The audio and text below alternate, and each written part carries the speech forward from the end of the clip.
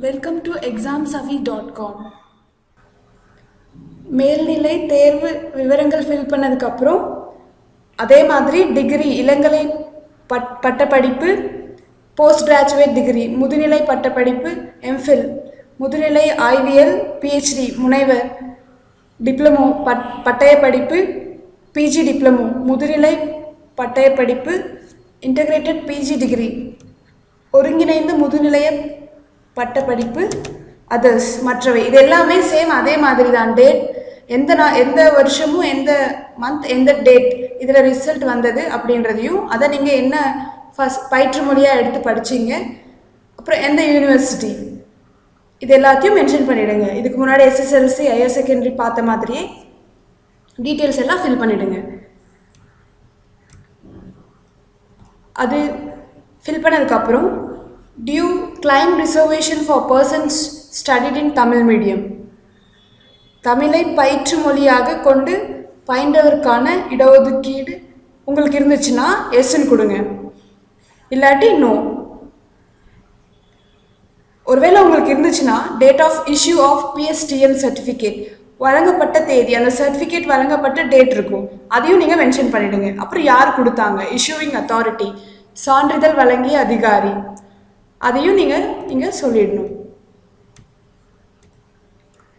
Qualification கல்வி தகுதி, என்ன கல்வி தகுதி நீங்கள் சேர்ந்தவங்க அதையும் சொல்லுங்கள். அடுத்தது details regarding the prescribed qualification தேர்வுக்கு நிர்ணயிக்கப்பட்ட கல்வி தகுதி குறித்த விவரங்கள். இங்கே இதை தவிர வேறு ஏதாச்சும் மேலே கல்வி தகுதி செலக்ட் பண்ணியிருப்பீங்க, இங்கே இருக்கிறத தவிர வேறு ஏதாச்சும் வந்துச்சுன்னா அதர் ஈக்குவலன்ட் குவாலிஃபிகேஷன் ஏனைய இணை கல்வி தகுதி அதில் இல்லாட்டி இந்த பாக்ஸில் நீங்கள் சொல்லணும். ஓகே, தேர்வுக்கு நிர்ணயிக்கப்பட்ட கல்வி தகுதி குறித்த விவரங்கள் இங்கே சர்டிஃபிகேட் நம்பர் சான்றிதழ் நம்பர் எந்த வருஷம் நீங்கள் தேர்ச்சி பெற்றவர் அப்படிங்கிறதையும் சொல்லிடணும். அடுத்தது நேம் ஆஃப் அத்தாரிட்டி யூனிவர்சிட்டி அதிகாரம் பெற்ற அமைப்பு அப்புறம் எந்த பல்கலைக்கழகம் அதோட பெயர் சொல்லணும். Do you possess special preferential qualification இருந்துச்சுன்னா அறிவிக்கையில் குறிப்பிட்டுள்ள முன்னுரிமை தகுதி பெற்றுள்ளீரா, அப்படி பெற்றிருந்தீங்கன்னா எஸ்ன்னு சொல்லுங்கள், இல்லாட்டி நோ. ப்ரிஃபரன்ஷியல் குவாலிஃபிகேஷன் முன்னுரிமை தகுதி இருந்துச்சுன்னா எதுக்கு அப்படின்னு செலக்ட் பண்ணிக்கோங்க, செலக்ட் எனி கோர்ஸ். உங்களுக்கு எதுக்கு முன்னுரிமை தகுதி தந்தாங்களோ அந்த ஃபஸ்ட்டு கோர்ஸ் என்னவோ அது மென்ஷன் பண்ணணும் இங்கே. அடுத்தது டைப்ரைட்டிங் ஷார்ட் ஹேண்ட் குவாலிஃபிகேஷன் தட்டச்சு இங்கிலீஷ்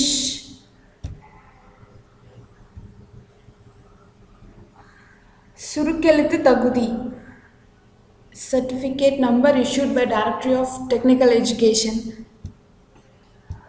இது எல்லாத்தையும் உங்களுக்கு இருந்துச்சுன்னா இதெல்லாம் நீங்கள் மென்ஷன் பண்ணிவிடுங்க இந்த பாக்ஸில். Do you have physical standards as per notification அறிவிக்கையில் குறிப்பிட்டுள்ள உடற்தகுதி பெற்றுள்ளீரா, அந்த மாதிரி ஏதாச்சும் இருந்துச்சுன்னா சொல்லுங்கள், எஸ்ன்னு சொல்லுங்கள், இல்லாட்டி நோன்னு சொல்லுங்கள். இதை ஃபில் பண்ணதுக்கப்புறம் அடுத்ததாக எக்ஸாமினேஷன் பர்டிகுலர்ஸ் தேர்வின் விவரங்கள் தேர்வை பற்றின விவரங்கள் இருக்கும். எக்ஸ்பீரியன்ஸ் டீட்டெயில்ஸ் முன் அனுபவம் குறித்த விவரங்கள், இதுக்கு முன்னாடியே எங்கேயாச்சும் வேலை பார்த்துருந்தீங்கன்னா அதோட அனுபவங்கள் எல்லாம் நீங்கள் இங்கே சொல்லணும். நேம் ஆஃப் ஆர்கனைசேஷன் நிறுவனத்தின் பெயர், இதுக்கு முன்னாடி எங்கே ஒர்க் பண்ணீங்களோ அந்த கம்பெனியோட பேர். அப்புறம் என்ன பதவி டெசிக்னேஷன், என்ன பதவியில் இருந்தீங்க, எப்போலேருந்து எப்போ வரையும் ஒர்க் பண்ணீங்க, எந்த வருஷத்துலேருந்து எந்த வருஷம் வரையும், அது மாதத்தோடு சேர்த்து சொல்லணும். நீங்கள் எந்த மந்த்தும் எந்த இயரும் இருந்து எந்த மந்த்து எந்த இயர் வரையும் ஒர்க் பண்ணீங்க. அப்புறம் நேச்சர் ஆஃப் டியூட்டி பணியின் தன்மை, அது எப்படி இருக்கும், டே ஷிஃப்டாக ஜென்ரலாக அந்த மாதிரி ஏதாச்சும் சொல்லணும். நீங்கள் எவ்வளோ எக்ஸ்பீரியன்ஸ் இருக்கோ எத்தனை கம்பெனியில் ஒர்க் பண்ணியிருக்கீங்களோ அத்தனை கம்பெனியோட டீட்டெயில்ஸ் ஃபில் பண்ணுங்கள். Previous appearance for oral test written test முந்தைய நேர்காணல் எழுத்து தேர்விற்கான விவரம். நேம் ஆஃப் த போஸ்ட் பதவியின் பெயர், அதுக்கான ரெஜிஸ்ட்ரேஷன் நம்பர் பதிவு எண், எந்த வருஷம் அதை நீங்கள் மென்ஷன் பண்ணுங்கள். Please choose the district first and then center located with the district. தயவுசெய்து முதலில் மாவட்டத்தை தேர்வு செய்து பின்னர் மாவட்டத்தில் உள்ள மையத்தை தேர்வு செய்யவும். ஃபஸ்ட்டு வந்து டிஸ்ட்ரிக்டை செலக்ட் பண்ணிவிட்டு அப்புறம் எந்த சென்டர் எந்த பிளேஸில் நீங்கள் அந்த டிஸ்ட்ரிக்டில் எந்த இடத்துல எக்ஸாம் எழுதணும் அப்படிங்கிறத இங்கே வந்து செலக்ட் பண்ணிக்கோங்க. சென்னைனா சென்னையில் எந்த பிளேஸ் அப்படின்னு செலக்ட் பண்ணணும். So name of the examination centre, இப்போது ஏதோ ஒரு டிஸ்ட்ரிக்டை செலக்ட் பண்ணிட்டீங்க, அதுக்கப்புறம் அந்த இடத்துல எந்த சென்டரில் வேணும் அப்படின்னு செலக்ட் பண்ணிக்கோங்க.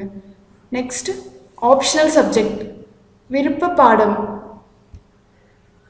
உங்களோட விருப்ப பாடத்தை தேர்வு பண்ணிக்கோங்க. Do you claim age concession? வயது வரம்பு சலுகை கோருகிறீரா? அப்படி வேணும்னா எஸ்ன்னு கொடுங்க, இல்லாட்டி no.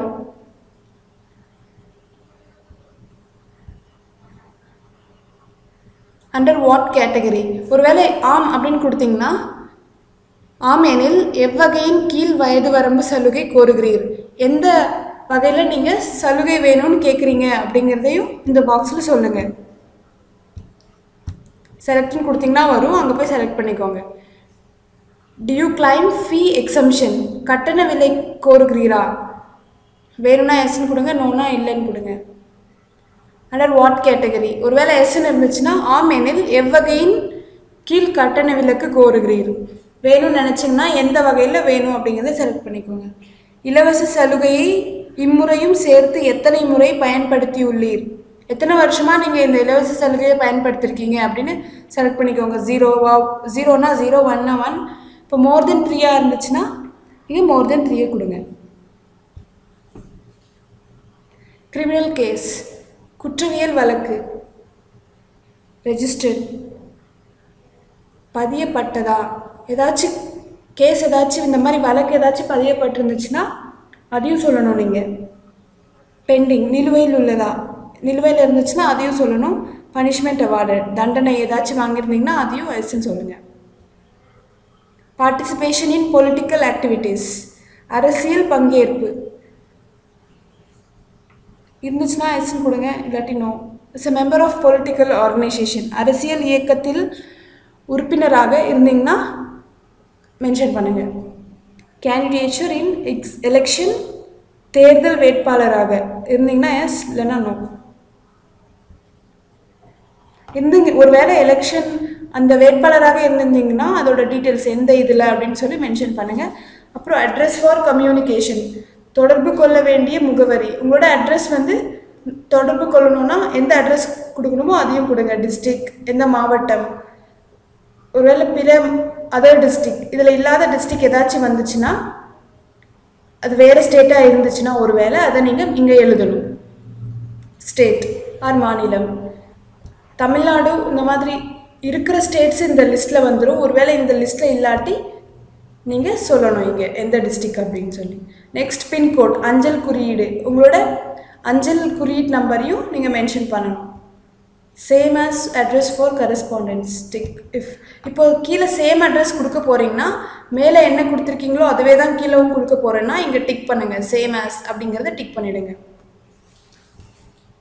Permanent address if different from above, நிரந்தர முகவரி மேலே குறியீட்டில் இருந்த வேறுபடி, மேலே இருக்கிறத தவிர வேறு ஏதாச்சும் பெர்மனண்ட் அட்ரஸ் நீங்கள் வேறு ஏதாச்சும் தரீங்கன்னா மாத்திரம் இங்கே கொடுங்க, இல்லாட்டி வேண்டாம். இமெயில் ஐடி, மின்னஞ்சல் முகவரி, இமெயில் ஐடி, உங்களோட இமெயில் ஐடி இங்கே நீங்கள் சொல்லணும். அப்புறம் கைபேசி எண், உங்களோட மொபைல் நம்பர் சொல்லிவிடுங்க. இதெல்லாம் ஃபில் பண்ணதுக்கப்புறம் ஃபோட்டோகிராஃப் அண்ட் சிக்னேச்சர், புகைப்படம், கையொப்பம். உங்கள் ஃபோட்டோ வந்து ஸ்கேன் பண்ணி தான், ஃபோட்டோவையும் சைனையும் ஸ்கேன் பண்ணி தான் அப்லோட் பண்ணணும். ஸ்கேன் பண்ணாமல் அனுப்புனீங்கன்னா உங்களோட அப்ளிகேஷன் வந்து ரிஜெக்ட் பண்ணிடும். ஃபோட்டோ சைஸ் வந்து 3.5 சென்டிமீட்டர்லேருந்து 4.5 சென்டிமீட்டருக்குள்ளே இருக்கணும். 20 KB to 50 KB இந்த சைஸில் இருக்கணும். சிக்னேச்சர், உங்களோட கையெழுத்து வந்து அதே மாதிரி தான், 3.5 சென்டிமீட்டர்லேருந்து 3.5 சென்டிமீட்டர் இன்ட்டு 1.5 சென்டிமீட்டர், அதாவது 10 KB 10 KB to 20 KBக்குள்ளே இருக்கணும் சைஸ். ஸோ நீங்கள் ஸ்கேன் பண்ண ஃபோட்டோவையும் சைனையும் அப்லோட் பண்ணணும். ஃபோட்டோகிராஃப் ஆஃப் த கேண்டிடேட், விண்ணப்பதாரரின் புகைப்படம், அந்த ஃபோட்டோவை இங்கே சூஸ் பண்ணி அப்லோட் பண்ணிவிடுங்க. அடுத்தது சைன் சிக்னேச்சர் உங்களோட கையொப்பம் அதையும் அப்லோட் பண்ணிவிடுங்க. ரெண்டுமே ஸ்கேன் பண்ணி தான் அப்லோட் பண்ணணும், இல்லாட்டி அப்ளிகேஷன் ரிஜெக்ட் ஆகிடும். அடுத்ததாக application fee, intimation charges, payment mode, கட்டணம் செலுத்தும் முறை. இந்த எக்ஸாம் நீங்கள் அப்ளை பண்ணணுன்னா கட்டணம் ஏதாச்சும் செலுத்த வேண்டி இருக்கும். ஸோ அது வந்து நீங்கள் எந்த வகையில் அனுப்ப போகிறீங்க அப்படிங்கிறதையும் செலக்ட் பண்ணிக்கணும். இப்போ த்ரூ போஸ்ட் அஞ்சல் அலுவலகம் மூலமாக அனுப்புகிறீங்கன்னா இதை செலக்ட் பண்ணிக்கோங்க. இந்தியன் பேங்க்லேருந்து அனுப்புகிறீங்கன்னா இதை செலக்ட் பண்ணுங்கள். இல்லாட்டி நெட் பேங்கிங், கிரெடிட் கார்டோ டெபிட் கார்டு மூலமாகவோ நீங்கள் இணையவழி கடன் பற்று இந்த மாதிரி இருந்து அனுப்புகிறீங்கன்னா இதை செலக்ட் பண்ணிக்கோங்க. இது மூணுத்தில் ஏதாச்சும் ஒன்றில் தான் கண்டிப்பாக அனுப்புவீங்க. ஸோ ஏதாச்சும் ஒன்று செலக்ட் பண்ணிக்கோங்க. இது எல்லாமே ஃபில் பண்ணதுக்கப்புறம்